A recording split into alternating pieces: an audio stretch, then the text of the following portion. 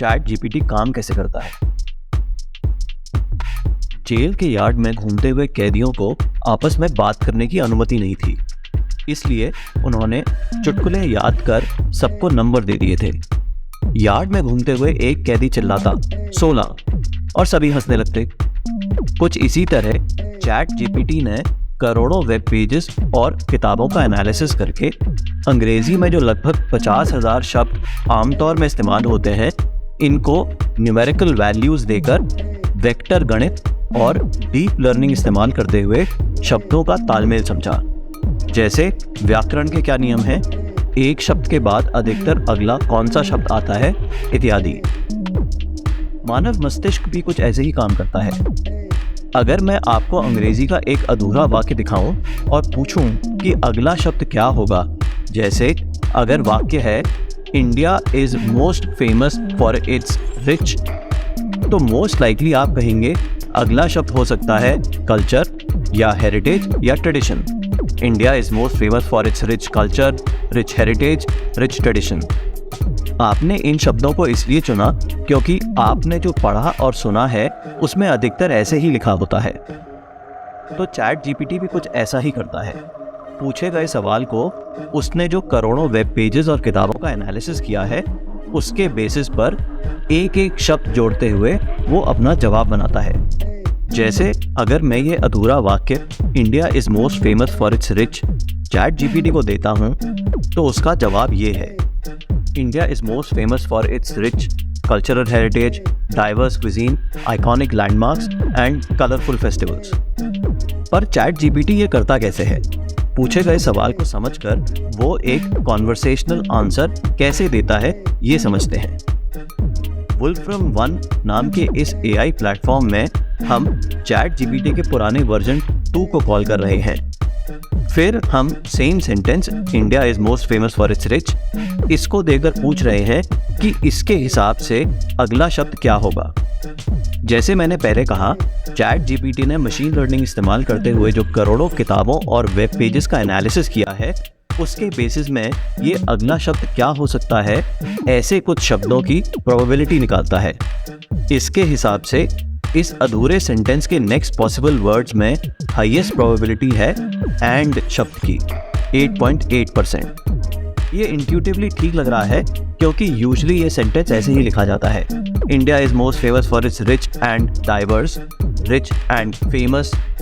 Top 5 probability words में दूसरे words हो सकते हैं मिनरल, हिस्ट्री, कल्चर या फिर कॉमा।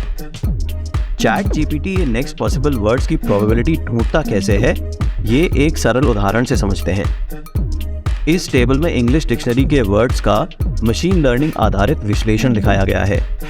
हॉरिजॉन्टल रो से कोई एक लेटर लीजिए, जैसे ए, तो फिर वर्टिकल कॉलम कितना गाढ़ा ऑरेंज है, ये दर्शाता है कि अंग्रेजी के शब्दों में ए के बाद अगले कौन से लेटर के आने की सबसे अधिक प्रोबेबिलिटी है।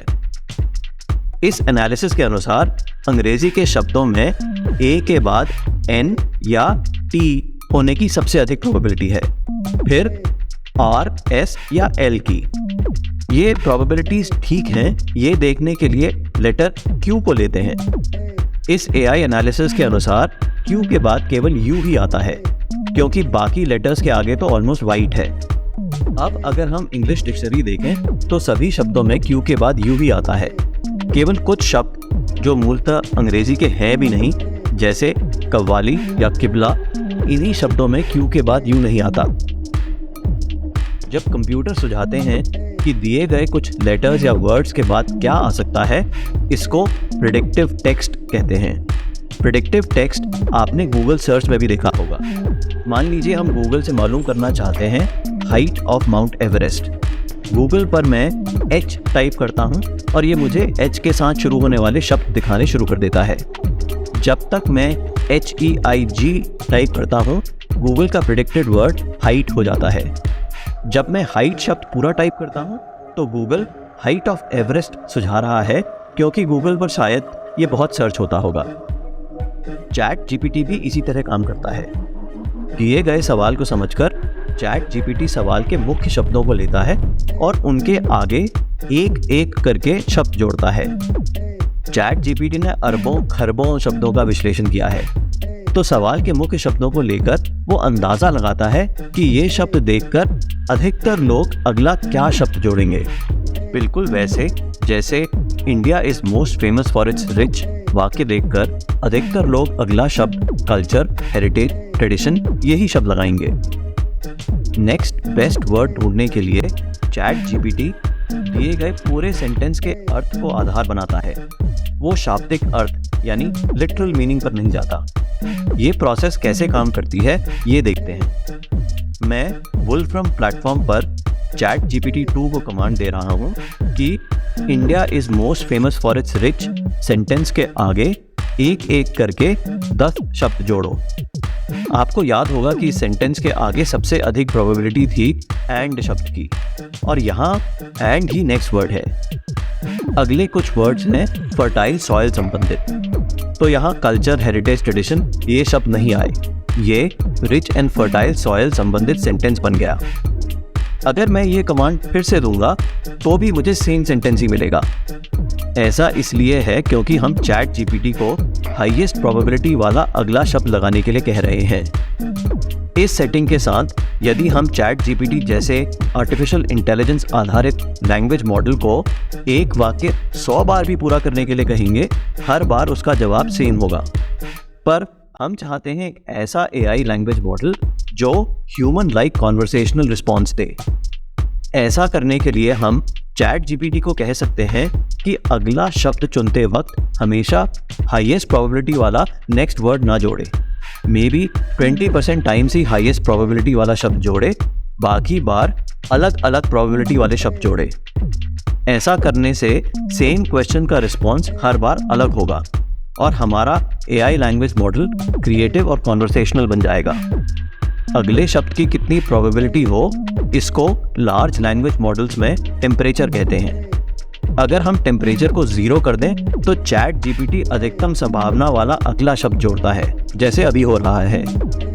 और अगर हम टेम्परेचर को 1 कर दें तो चैट जीपीटी अगले कुछ संभावित शब्दों में से किसी भी एक को रैंडमली ले सकता है। यानी टेम्परेचर या रैंडमनेस 0 से 1 के बीच हो सकती है।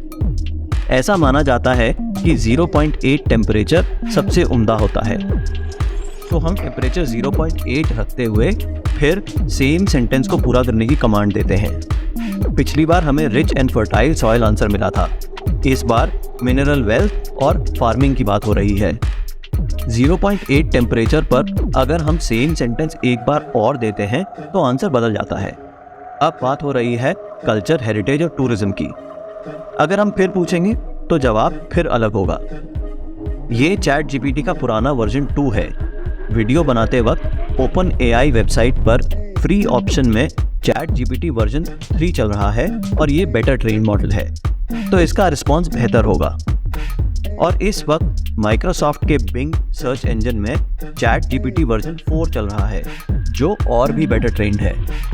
मुझे बिंग के वर्जन में ये बात बहुत अच्छी लगी कि एनोटेशन में हमें लिंक्स मिल रहे हैं जो बता रहे हैं कि चैट जीपीटी जो टेक्स्ट दिखा रहा है उसका सोर्स क्या है। बिना सोर्स जाने हो सकता है कि एआई लैंग्वेज मॉडल्स जो जानकारी दे रहे हैं वो किसी अनरिलायबल सोर्स से आ रही हो। अब तक हमने समझा कि चैट जीपीटी एक आर्टिफिशियल इंटेलिजेंस आधारित लार्ज लैंग्वेज मॉडल है। Chat GPT natural language processing NLP software कहलाता है। नेचुरल लैंग्वेज प्रोसेसिंग के द्वारा एआई मॉडल्स ह्यूमन लैंग्वेज को समझ सकते हैं, उनका अनुवाद कर सकते हैं जैसे गूगल ट्रांसलेट करता है, और नेचुरल लैंग्वेज में रिस्पॉन्ड भी कर सकते हैं, जो फिर ह्यूमन कंप्यूटर इंटरैक्शन को सरल बना देता है। जैसे अगर रेलवेज का कंप्यूटर सिस्टम NLP मॉडल पर आधारित हो तो अगर किसी को कंप्यूटर चलाना नहीं भी आता है तब भी वो रेलवेज के कंप्यूटर सिस्टम पर टिकट रिजर्वेशन फोन पर बोलचाल की भाषा में कर सकता है। कुछ जेल के कैदियों की तरह जिन्होंने चुटकुलों पर नंबर दे दिए थे, चैट जीपीटी शब्दों को न्यूमेरिकल वैल्यूज देकर वेक्टर गणित इस्तेमाल करते हुए दिए गए शब्दों के बाद अगला कौन सा शब्द आएगा ये प्रेडिक्ट करता है, जैसा हमने इस वीडियो में समझा। इस जेल में एक नया कैदी आया, चुटकुलों को नंबर दिए गए हैं, ये जानकर वो चिल्लाया 52। मगर कोई नहीं हंसा। उसने पूछा, क्या 52 नंबर का चुटकुला नहीं है? पास खड़ा कैदी फुसफुसाया, चुटकुला तो है, मगर तुमने ठीक से सुनाया नहीं। कुछ इसी तरह कभी कभी चैट जीपीटी ठीक बात नहीं बताता, यहाँ तक कि मनगढ़ंत बात बना देता है। चैट जीपीटी से मैंने गिरजा कुमार माथुर जी की कविता आदमी का अनुपात की पंक्तियां पूछी। इस कविता की मैं कुछ पंक्तियां पढ़ रहा हूं ताकि आपको अंदाजा मिल जाए कि कविता का सार क्या है। By the way, Google search सही कविता का लिंक देता है। दो व्यक्ति कमरे में, कमरे से छोटे, कमरा है घर में, घर है मोहल्ले में, मोहल्ला नगर में, अनगिनत नक्षत्रों में पृथ्वी एक छोटी, करोड़ों में एक है। यह है अनुपात आदमी का विराट से।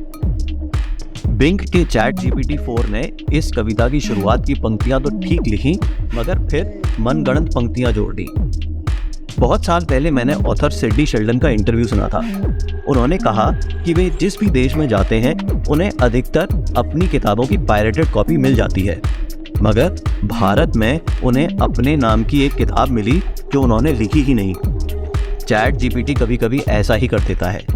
इसके अनुसार आदमी का अनुपात कविता की पंक्तियां हैं, दो व्यक्ति कमरे में, एक तो सोता है, दूसरा जागता है।